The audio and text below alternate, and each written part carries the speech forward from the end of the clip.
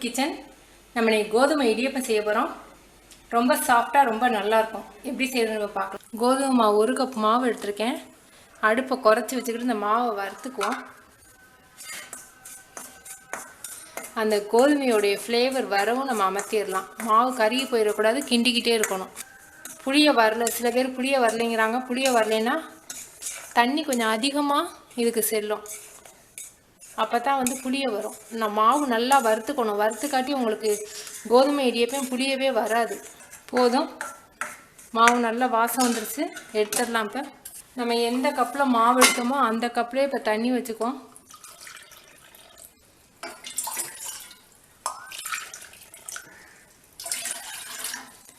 ரெண்டு கப் தண்ணி நல்லா மலன்னு கொதிக்கணும்.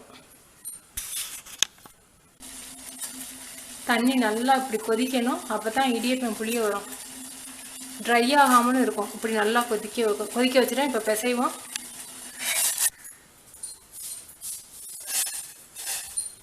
மாவில் நான் இப்போ உப்பு போடல.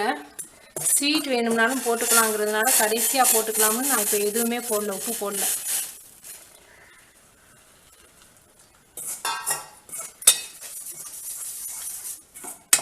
ட்ரை மாவே இல்லை, கொஞ்சமாக தான் இப்போ தண்ணி ஊற்றிக்கணும். ஸ்பூனில் வேணாலும் நீங்கள் ஊற்றிக்கங்க, கூடி போயிடாமல்.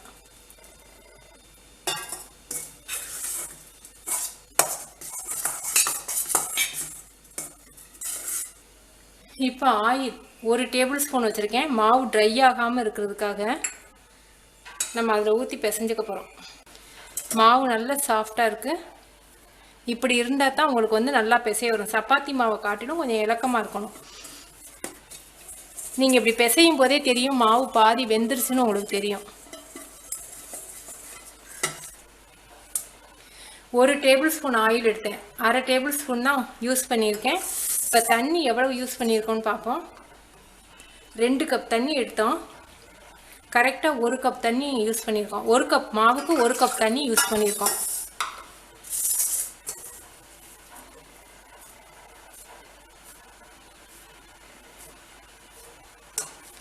இது எல்லாரும் என்ன மிஷின்னு கேட்டிருந்தாங்க. அவங்களுக்காக மாருதி.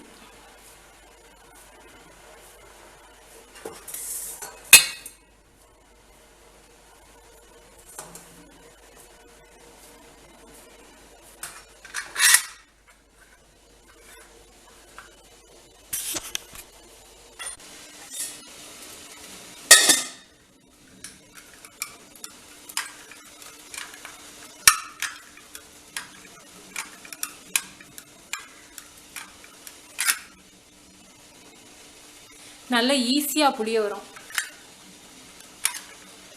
நிறைய பேர் எனக்கு கமெண்ட்ஸில் கொடுத்துருந்தாங்க புளிய வரல. அவங்க என்ன மிஸ்டேக் பண்ணாங்கன்னு தெரியல. ஒன்று, மாவு நல்லா வறுக்கணும். 2வது, தண்ணி நல்லா கொதிக்க வைக்கணும். 3வது, கொஞ்சம் இலக்கமாக பிசைஞ்சுக்கணும். தண்ணி கொஞ்சம் நான் சொன்ன மாதிரி ஊற்றி சாஃப்டாக சப்பாத்தி மாவை காட்டிலும் இலக்கமாக இருக்கணும். இந்த 3 விஷயம் முக்கியமான விஷயம்.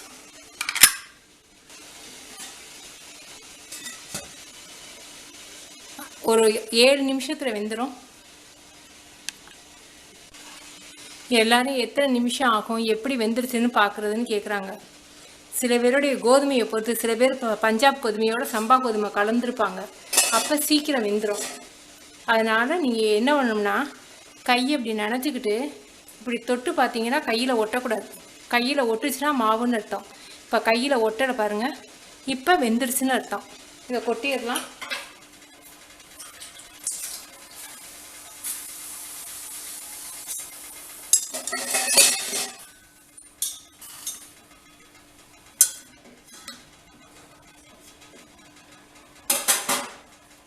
கோதுமை இடியப்பம் ரெடி. இது ஸ்வீட்டும் போடலாம், காரமும் செய்யலாம்.